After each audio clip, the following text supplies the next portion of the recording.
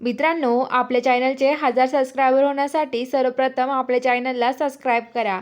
आणि आजच्या भागामध्ये खूप मोठा ट्विस्ट घडला आहे.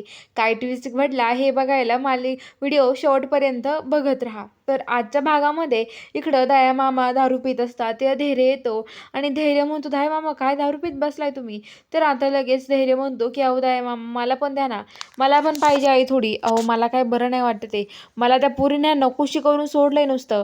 अहो तुमच्या पुरीशी आता माझा साखरपुडा होणार आहे, थोड्या दिवसांनी लग्न पण होईल, त्यामुळं आता काय तुम्ही काळजी करू नका असं म्हणत असतो. आणि तो म्हणत असतो की दया मामा तुम्ही आता मला थोडीशी दारू द्या प्यायला असं म्हणतो. तर आता लगेच दया मामा म्हणतो की हे बघा जाई बापू खरंच बोलता की खोटं? तर आता धैर्य म्हणतो की खरंच. अहो खरंच मला दारू पाहिजे आहे प्यायला असं म्हणतो. आणि आता लगेच ते डॉक्टर ते लगेच त्या म्हणतात की काय दारू? तर आता लगेच धैर्याला दारू देतात आणि म्हणतात काय दया मामा तुम्ही एखादा बॅग ठेवला असेल ना बाजूला, तो पण काढा ना आपण पिऊ. तर आता लगेच धैर्याला असं असतं की धैर्य त्याच्या मनातलं सगळं काढत असतं दया मामाच्या.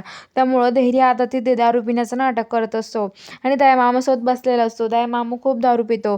धैर्य दारू ग्लासात घेतो, पित नाही, तो बाहेर फेकून देतो. पण दया मामा खूप दारू पितो आणि त्यानंतर आता धैर्य तर दया मामाला मनातले प्रश्न विचारायला लागतो. पण आता दया मामा इतका हुशार की तो काहीच सांगत नाही धैर्यला. तो आता दारू पिण्याच्या नशामध्ये आता तो म्हणतो की जाय बाप्पू बर्फ घेऊन थांबा. ते पडायला लागतो तेवढ्यात आता धैर्य म्हणतो की थांबा मामा मी बर्फ आणतो. आणि तेवढ्यात आता जो दया आहे तो घर सोडून निघून चाललेला असतो. तर इकडं सावी असते, सावी आणि परागरिणीला म्हणत असते, परागरीने आता काय करायचं आपण तुम्ही सांगा ना, मला तर काहीच कळत नाहीये, काय करायचं आपण, कुठून हे करायचं तुम्ही सांगा. हे बघा आता धैर्य ते सगळे आता आपण काहीच करू शकत नाहीये. हे बघा तुम्हाला मी एक सांगू का? सावी म्हणते की हे बघा रिने आणि पराग, आपल्याला आता नेमकं ते दया मामाच्या मनामध्ये काय आहे ना हेच काढायचं आहे, दुसरं काही नकोय. तर आता लगेच ते म्हणतात की हो ना. तर आता रिने दुसरं काहीतरी सांगायला लागते तेवढ्यात आता पराग बोलतो की हे बघा शांत बसा तुम्ही, तुम्ही अजिबात काही बोलू नका.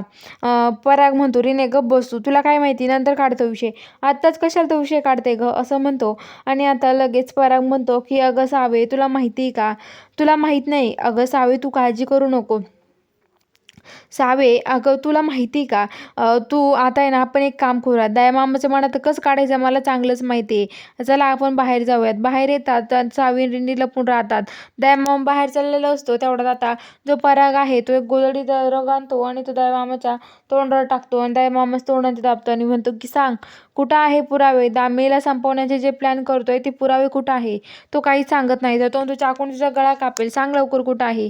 तर आता दयामामा सांगतो की माझ्या घरात आहे असं म्हणल्यावरती आता लगेच तो खाली पडतो आणि आता सावीन तिथे जाऊन स्कुट्या काढतात आणि पळून जातात.